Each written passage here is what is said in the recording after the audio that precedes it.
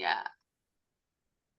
Hello, this is Elizabeth Clare Brewington with Discover Brightside, the video podcast and network. And I'm so pleased to have in my studio two amazing people, Sandeep and Judnefera. I've had the pleasure of meeting them, and I've also had the pleasure of having Sandeep on our show twice for Empower America and Empower Global. And I am so excited now we're doing Empower Life. And next month, we're doing Empower Prosperity. So, Sandeep, I am so honored and privileged to see you, and I've enjoyed all your videos on YouTube and Judnefera's videos as well. And I will definitely bring Judnefera in the conversation as well. So, Sandeep is the founder of RENEWALism um, Inner Power Coach and author, and he's an author of two books, Renewal and The Emptiness of Success. So Sandeep, tell me a little bit about yourself and this journey as an author, as a coach, as a teacher, and a mentor. So tell me, this seems a fascinating journey. So share your story. Well, thank you so much. I found it fascinating myself, and what fascinated me was the way it just evolved on its own. For example, this book Renewal. Well, you say I'm the writer, but I'm not. I'm merely the scribe. It was channeled to me. So, fascinating things that sort of happened in my life, and true story. But I was just sitting one day in Mexico with nothing much to do, and suddenly this word renewal popped into my head, and I started typing. And the next 40 days, I had 240 pages on the computer. I had no idea what I was writing the moment I was writing it. It is only when I was sitting and editing it that it started making sense to me that renewal is the renewal of human consciousness, the renewal through our individual habits. And that's so empowering. I said, man, there is something here. And why I especially found it empowering, Elizabeth, is because for me personally, it answered a question I'd been uh, sort of unable to answer, you could say. I mean, I want to use good language on this podcast. But 15 years, I was literally struggling with, are we operating in this world with the right consciousness? Are we creating more problems than we are solving?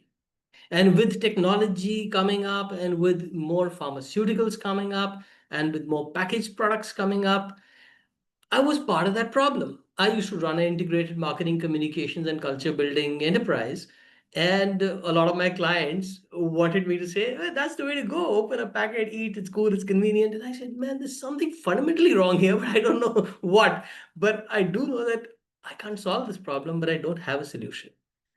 So 20 years ago, I mean, I'm dating myself here, but that's when I left a very successful company which I was running to the other directors, and I headed out to the Himalayas because some of the spiritual masters that I had already got in touch with by that time, they said that those Tibetans out there, they've been meditating 1,000 years in consciousness and energy and what drives us and purpose and stuff like that.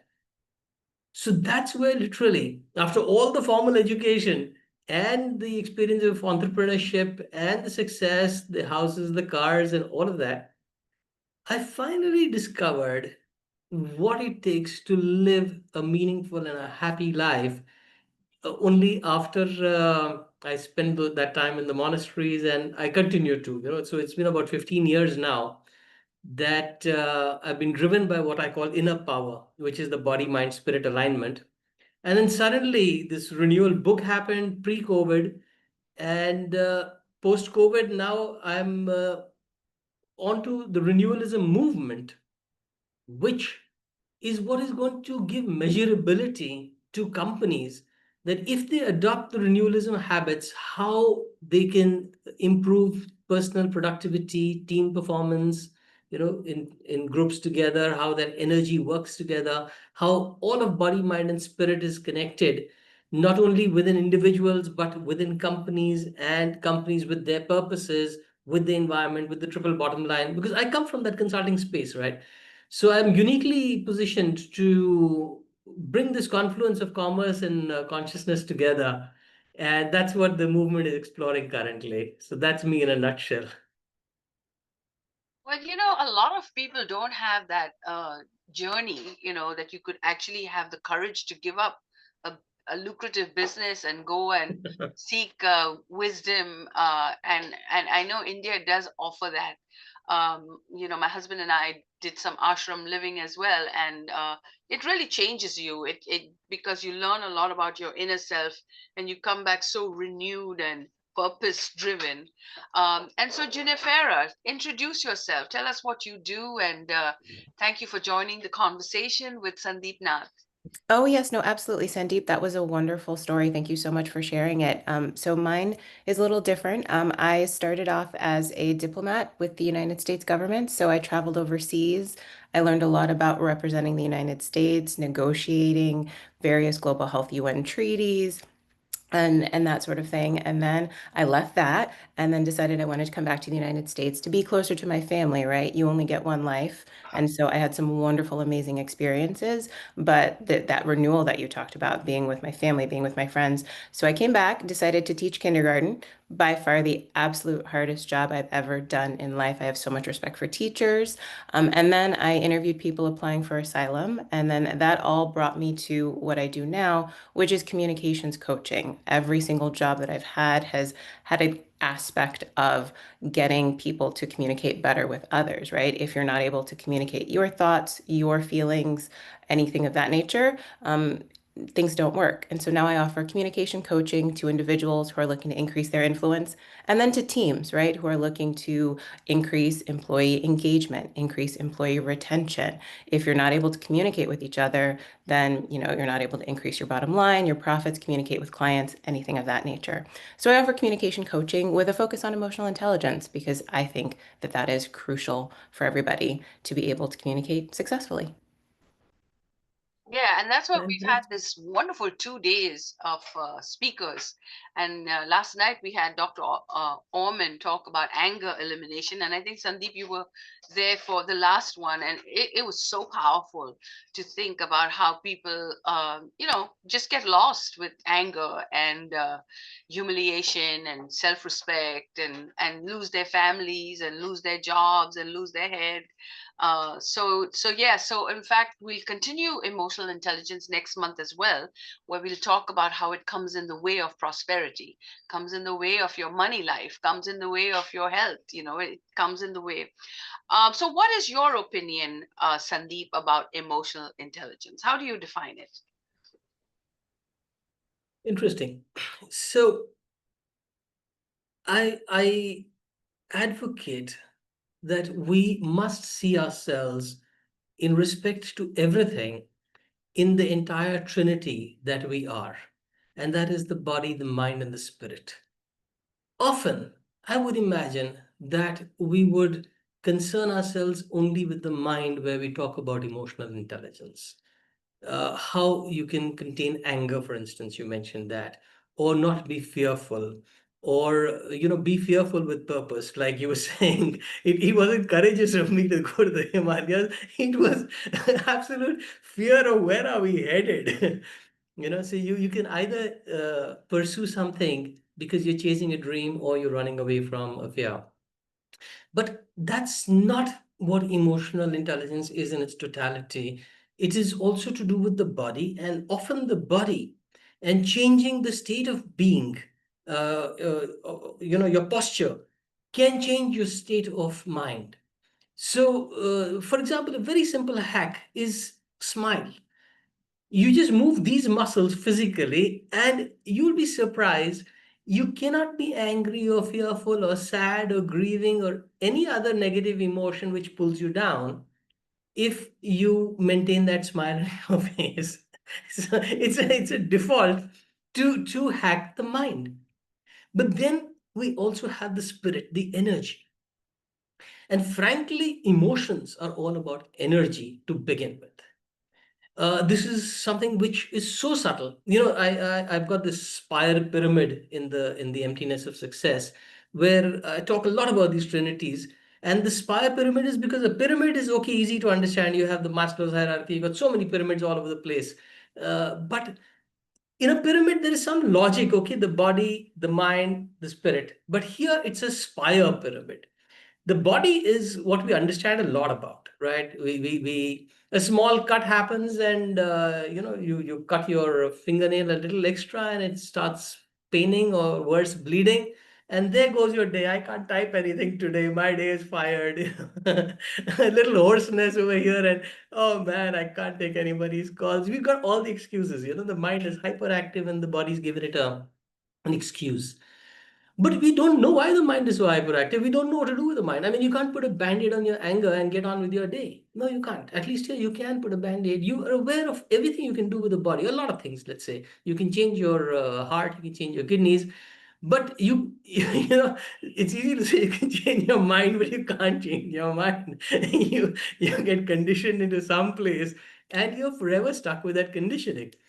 So we really know very little about the mind, and we know the least, that's atop the spire, about energy. And energy, when it moves interpersonally, energies in motion are emotions. I'm not saying this for the first time. I'm sure a lot of our listeners have heard this before, but take it in context. When you're talking about emotional intelligence, you've got to be intelligent about how you're interacting with, maybe inside yourself. Do you love yourself? Or maybe outside yourself, do you exhibit the right response? It could be empathy, it could be all those fancy words that the Google will tell you about emotional intelligence. But the context is, you're changing your state of energy. You're changing yourself aurically. Now, woo woo, aura, what's all that? But that's the interplay. That's what, with a practice like Qigong, which I've been a Qigong master for 15 years, or working with energy like in Reiki or Access Bars or various modalities of feeling that energy. And I can get your viewers to feel the energy in 30 seconds if you'd like that. But once you felt it, then you know how to use it, and then you can develop on that emotional intelligence. And then, as we go down this road, we can see how various scientists and philosophers, but I think scientists mostly, academicians, let's say, have put together various experiments in bringing these things together, which I could unpack from the mind and body levels. But that's kind of first thoughts. They're great thoughts. And actually, yesterday we were all discussing that with Dr. Mort. Scott, who's a psychiatrist, will be on later today. And he asked the question, he says, oh, we are always going to blame our mind, but it's really us. The brain told me to do this, the brain told me to do that, but it's really us. So how do you connect your brain and you? Because it's you, really. Your brain is playing tricks. It's telling you to eat the wrong foods. It's telling you to get angry watching TVs. You hear some bad news and you get all upset. So that's your Right. mind, but your mind is really you. So how do you connect the mind and you? All right. So let me then answer that question with, like I was saying, there are various academicians and authors. As far as I'm concerned, this is all from the published work of some people that I'll introduce the audience to, and I will share my screen for that. This is the work of Dr. David Hawkins, and he's put together a scale of consciousness on which he's got, numbers. Now, the mind understands numbers. So that's why I say that if you want me to go to the mental level, I could do that. Physical level, we've got other scientists for that. But this log is uniquely produced by him, which is a kinesiological measurement, which is, you measure the impact of certain emotions, certain words that trigger certain emotions on your muscles at a very subtle level. So it's a scientific measurement, but very subtle and sensitive, which makes us understand that an emotion like shame, which we could be carrying, which we could be conditioned with, operates at a level of 20. Whereas peace, which most people seek, is at a level of 600. So there is quite a gap from a person who's got a shame or a desire-driven mentality, let's say. Most of us have a desire-driven mentality. We want, can't have more of it.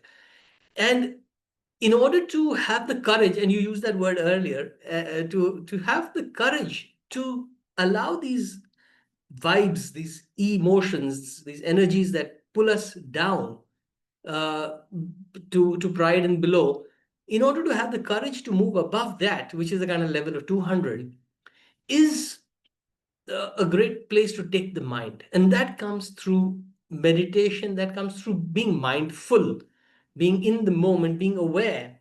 Where is my mind taking me? If it's taking me down, is that where I want to be? No, then why am I going there? And can I go to some neutrality? It's pretty much like shifting the gear of a manual shift car. You get into neutral, and then you move into the second gear of willingness and acceptance and reasoning. And then the moment you hit love, things change all around you. And this is supported by the chakra theory and all of that. The moment you hit love, you are one inside and out, and you're in a better position to give out. So you can't love anybody unless you love yourself. And once you love yourself, you start loving others. And when you're outward facing, everything changes in your inner and outer worlds, and you experience joy, you experience peace. So the reason why the mind holds us back is because we are stuck with the wrong emotions, and the wrong these are the emotions corresponding on the third column, and the wrong worldviews, the life views that we have.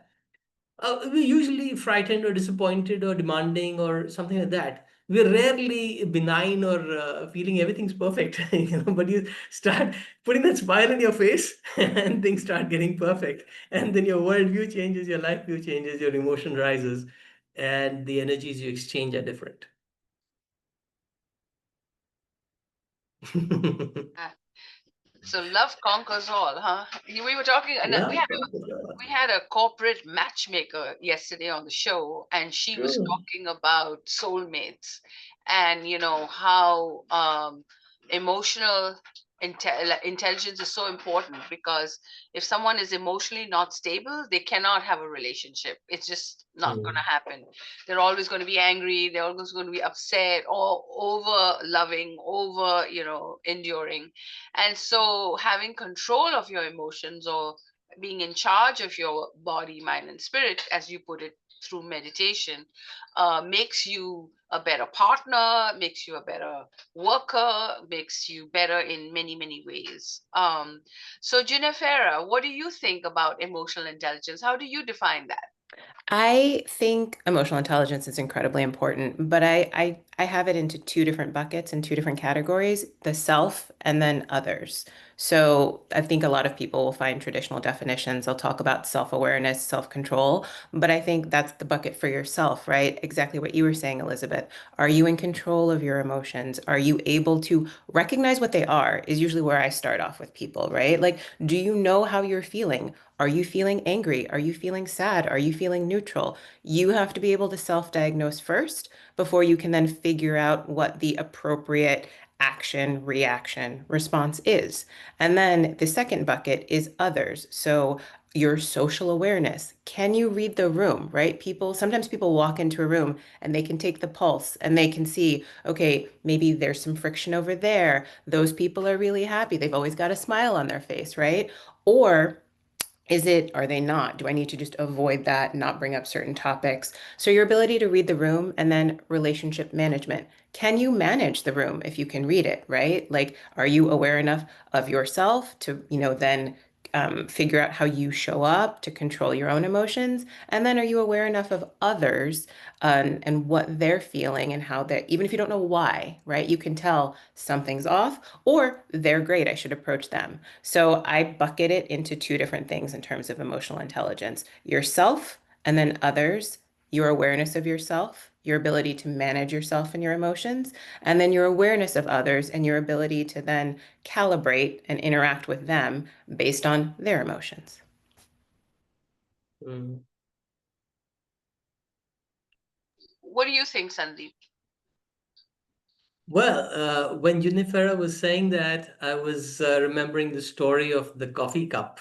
Mm-hmm. And it goes like this for those of us who don't know or don't recall that I have a cup of coffee in my hand, and somebody comes and hits me shoulder to shoulder, and it spills and the coffee falls, right? Now, the question is, why did the coffee fall? And there can be multiple answers. I've read the story in various forums. A professor asked the question to his classroom, and 20 different answers came about because of gravity, because of this, because of that, because of the hit, because the angle of the hit, because it was in his right hand, whatever. But the true answer, and the simplest answer, let's say, is because there was coffee in the cup. If there wasn't coffee in the cup, it wouldn't have spilt. If there was tea in the cup, tea would have spilt. If there was love in the cup, love would have spilt. If there was any emotion inside this cup, that's what's going to come out when somebody shakes you. What comes out when somebody shakes you? When somebody hits you shoulder to shoulder, can you give them a hug? Do you have enough hugs inside you? They ram your car, they break your window. What do you do? Whatever's inside your house, whatever's inside your car will come out. So I don't differentiate us and them. To your point, Judnefera, it's just we're all energetically connected and we're all the same. But the cognizance of our similarity is where our energetic connection and that connection with spirit, which I aim to widen, because 2,500 years ago or thereabouts, when the Buddha walked the earth, I would believe that these were cylinders. These were not a spire pyramid. It was not even a pyramid. It was like equal. The connections that Buddha had with his followers, for them to assimilate, memorize, and transmit his teachings for a good 400 years or thereabouts before they finally anybody had to write them down. That's called oral transmission, is testimony to the fact that it's not somebody's memory that's sort of the brain capacity. I mean, if you had scientists in those days, they would have all these great Mahasiddhas, these philosophers and meditators who originally packed together 84,000 sutras of the Buddha. They would have been lab rats. But the way that connection and that knowledge has been transmitted and applied, it's happened because of a spirit connection, because we're all energetically connected. Our emotions are all in sync, in resonance. And therefore our minds are in resonance, and therefore our bodies are our bodies. I mean, the bodies are always resonant. You can, body's so gross, it just takes a dance to be in resonance. So it doesn't take much. You're muted. Coming to that pyramid that you've talked about, can you show us that slide again? I know you showed it to us before, but every time I see it, it gives me a new insight. Yeah. Now, I'm not sure whether you're talking about the pyramid slide. Yeah, that you showed us when you last spoke. Okay, so well, what I showed you the last time was not my work, but I'll be very happy to show you the pyramid. Let me just access that one. Or show us your work. It doesn't matter. Yeah. Yeah. So let's So, talk about emotional intelligence. So let's talk about when does things get out of control? What are the triggers that you would see? Because there are good sides to anger, and there's bad sides too. Because sometimes if you're the boss of a company and you want to get respected, you have to throw up. If somebody didn't perform well. So what do you think is a trigger that when your emotions are off balance? So I'll ask Judnefera first, and then I'll come back to you, Sandeep. So I think for a lot of people, a trigger is anything that they perceive as criticism, right? Anything that they perceive as maybe you haven't done something well, maybe especially if you're in a work environment, right? If your boss comes to tell you, to give you feedback you weren't expecting, or to give you feedback that you don't necessarily know if it's valid. So I think a trigger for a lot of people is anything that might be surprising to them that they perceive as negative. And then they have to then work through, is it actually negative? What is the story I'm telling myself about this? And then once they've gotten that under control, then they can respond in a way that maybe isn't angry or is maybe curious, right? So triggers can be a variety of different things for a variety of different people. But I think one thing that you could point to as a trigger for a lot of individuals, maybe not everybody, is something that's unexpected that they perceive as a critique or criticism that they might then feel they have to defend themselves against. Sandeep, I don't know what your thoughts are. Yeah. So let me take this opportunity to first show you the pyramid, which is from my book, which I just opened because you so kindly asked for that, Elizabeth. And this is what I'm saying. We are so concerned with the body, but less with the mind and least with the energy or spirit. But 2,500 years ago, it was all the same. And renewal is actually about raising human consciousness, connecting us at a spirit level beyond labels, beyond those religions, beyond saying I am this, I am that, because all of us at the end of the day, scientifically, are just atoms floating around in space with so much of space between us that if you were to pack any human being without all the space, they would pack into, I would, if I remember right, I would imagine something like a 5 centimeter cube or something like that. That would need to be validated, but I remember some very small number like that. So that's all the mass we really have. The rest of us is beyond that 5 centimeters is all space.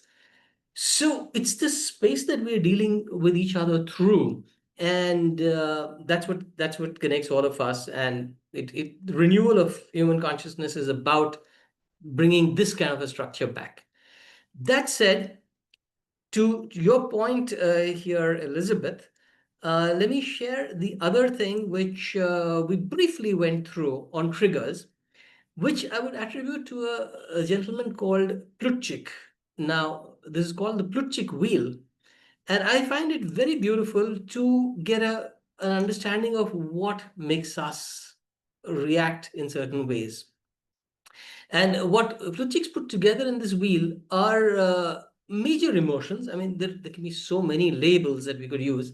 But by and large, we could be angry or we could be fearful, which could move from terror to fear to apprehension.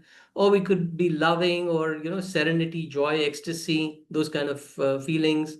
Or we could be sad, which goes from pensiveness to sadness to absolute grief. Now, what's interesting about this is the words that are written in white in between these petals.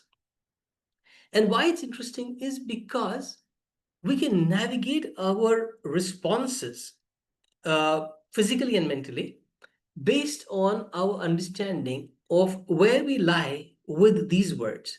Now, for example, Judnefera, since you were taking some specific cases which I quite liked, are there any words that, if you think of your own reactions or somebody that you had in mind, any words in the white that would be the kind of bent of mind, like contemptuous or remorseful or disapproving or feeling in awe, anything of that sort about anybody that comes to mind?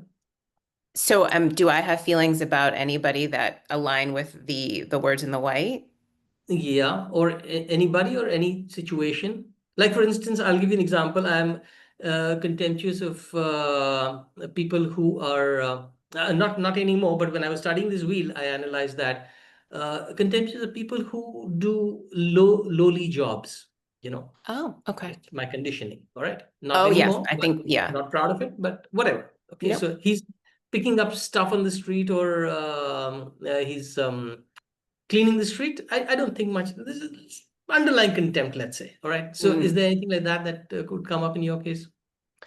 For me, so awe actually, I am in awe of people who are able to maintain their composure in the Uh, face of people who, approach them in a way that might be contemptuous or in a way that might exhibit disapproval, right? So their ability to control their emotions and to maybe pause and stop and think, like that's awe-inspiring for me because that's maybe not something that I'm capable of doing all the time now, but that I aspire to do. right. Wonderful example. Thank you so much. That's spot on. And let's take this one as a case study because you used two beautiful words, awe and disapproval, which happen to be on two sides of this petal. And because you are sort of disapproving of yourself in a sense, so that I can't do it that way, that person who's doing it amazes you. At least they surprise you. Wow, that was well done.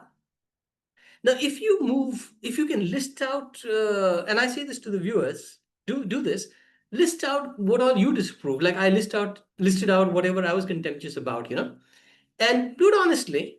And instead of disapproving yourself or the other person or whatever, if you move into a space of submitting to it, all right, this is how it is, then instead of being surprised by it, you might be fearful of it because it is awesome.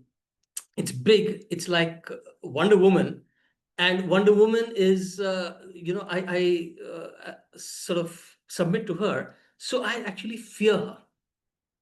But if I submit to her and I don't get an awe of her, but I actually love her, what happens is I start trusting her and, in fact, become an admirer.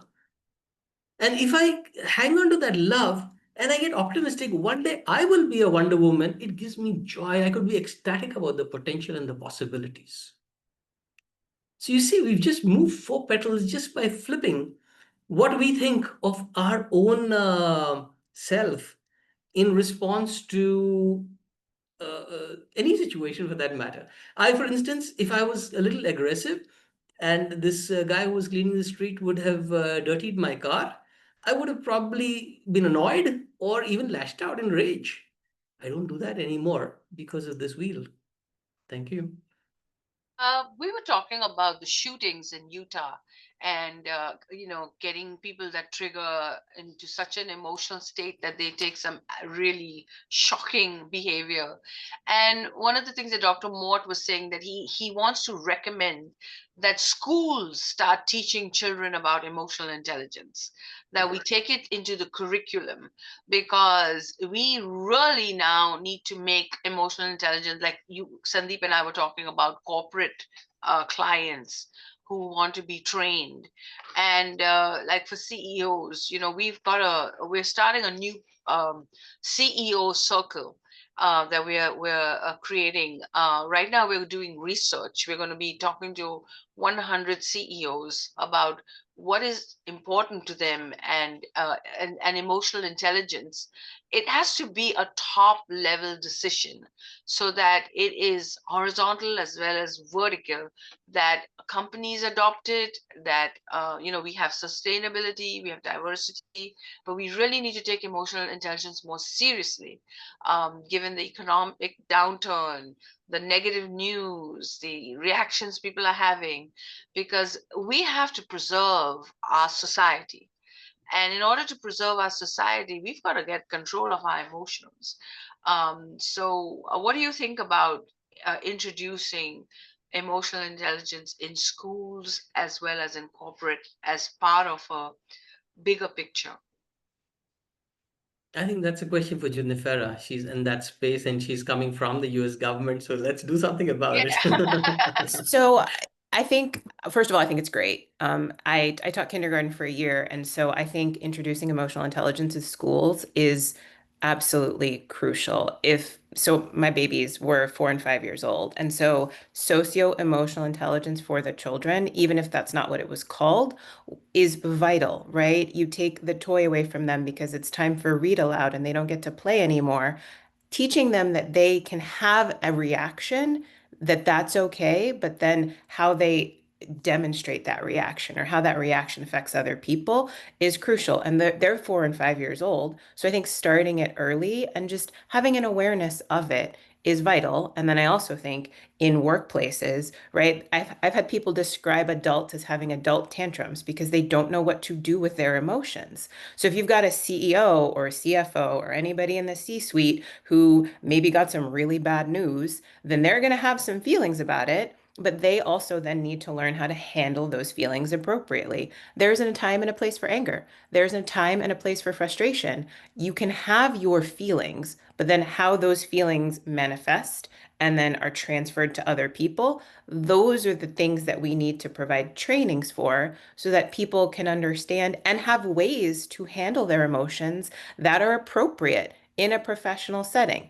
The same way that we don't expect the kindergarteners to know exactly how to handle their big emotions, if nobody's ever taught you, then you might not know as an adult how to handle your big emotions either. And so I think training both in schools, in corporations, in government, in organizations everywhere would be beneficial for not just the CEO, but for their employees, their clients, their shareholders, their board members. It's beneficial to everybody. I think now we've got to take it more seriously. I taught the third grade too, and I was shocked to see how angry these kids were. My God, little children so angry. It was just like really. So yeah, I totally agree. And one of the things that we started our channel was because we felt we were enough of all this negativity and getting angry over what things that are beyond your control. So yeah. So Sandeep, you had a question. No, I had a point to make there, and that is, in fact, think of it now, I have 2 points. One is that when we see these kids getting angry, the one thing that we must understand is that it's a pointer to what's happening in their houses. Yes. Kids will not do what you tell them to do, they will do what they see.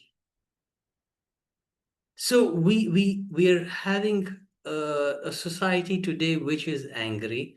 When the adults are angry, the kids think that's what they need to emulate to get adopted, and it's their survival instinct kicking in, because by itself that kid is coming from a very pure space relatively. It's this conditioning that we give them.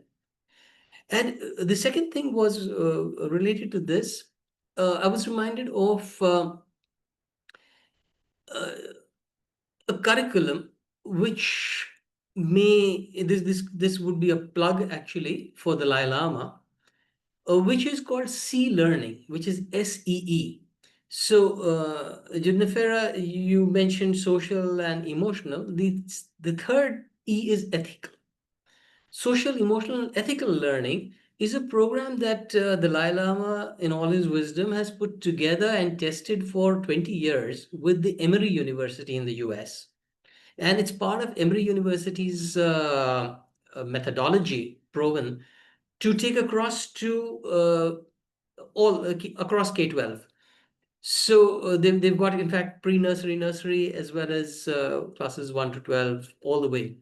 And I think it's worth exploring. If any of our listeners, viewers are in this space, they must look up Sea Learning and Emory University, because you don't have to reinvent the wheel.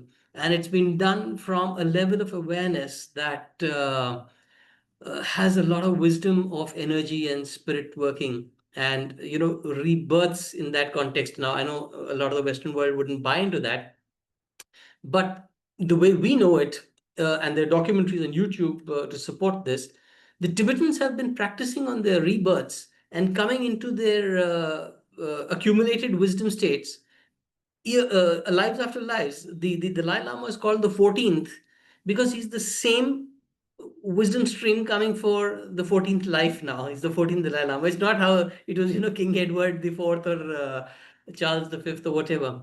This is the same mind stream which decides, okay, I'm going to reappear like that.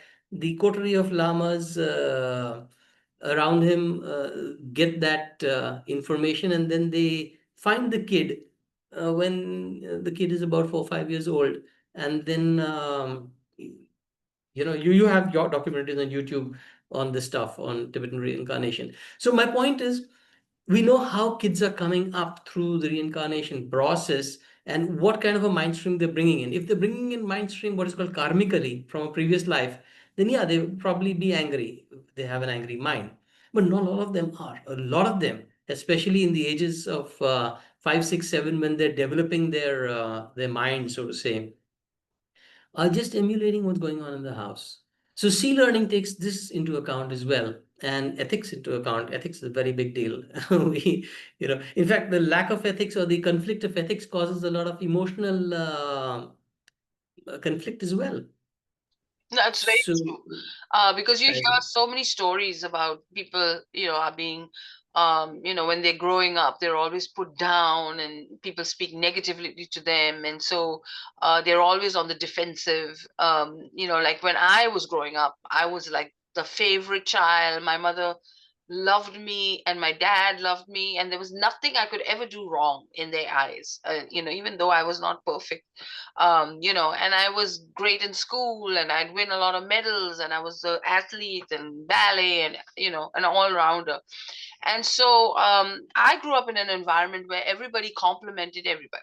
Now in America or the Western world, they would say that's ridiculous, But when I did come to America, I fell flat on my face because people criticized me, and I was not used to being criticized. And I was vice president of a corporate, and I had 50 people reporting to me, and so it's a shock, when you've grown up in a world of beautiful things and everything you do is beautiful and then you come here and then you're slapped into shape. um, but it is important to have a balance. It is important to have both sides. You can't live in a fairy tale world and wait for Prince Charming, and then Prince Charming is not Prince Charming. So you really have to live in reality of what we are going through. And so I think emotional intelligence will help as more and more people start becoming aware that we really have problems and we have to fix them now. And as AI comes in, and they said AI is going to be very negative and it's going to, challenge you and all that, provoke you. So we have to be prepared on how we can handle all this pressure. So I'm going to conclude this beautiful conversation. If you all want to have some last minute comments or tips and advice, and please share your website. And if people want to book you as a coach, tell them how to do that and what your packages are. So I'll start with Sandeep and then I'll go to Judnefera. Well, thank you. If you're already considering a one-on-one with me, I'm flattered. And the simplest way to do that is go to sandeepnath.com. You could also scan this QR code and I'll have your contact details and some feedback from you about what you thought about today's talk. The other ways of contacting me are I'm fastest on WhatsApp. And so if you go to sandeepnath.com, you'll see that green button of WhatsApp right on top.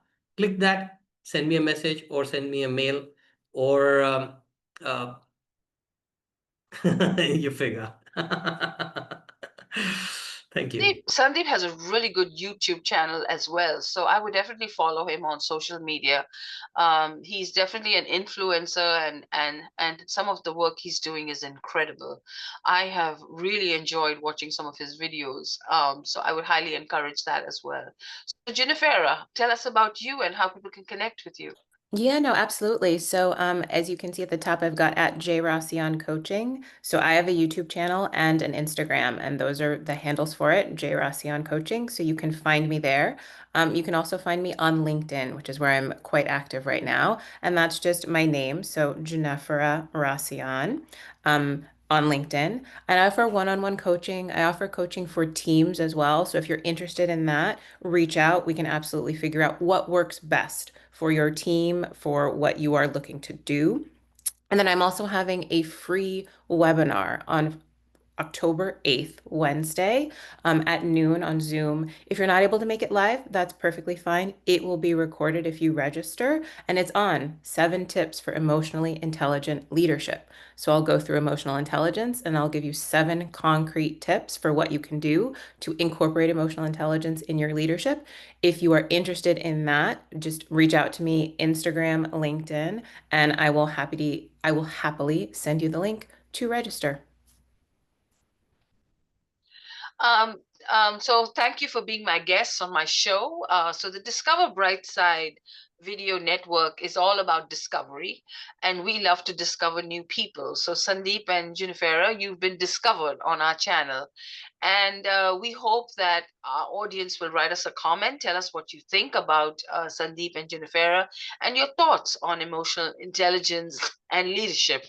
I also wanted to make an announcement that today we will be having speakers all through the day talking about emotional intelligence. And next month, we will be doing prosperity. What's in your way, really? What's stopping you from living the life that you want to live? So answer that question, tell us what you think, and join us in October. Meanwhile, you can watch all our videos anytime, anywhere on our website, www.discoverbrightside.com. And thank you so much for watching this show, and we hope that you'll write us a comment. Thank you. Thank you, Elizabeth, for hosting.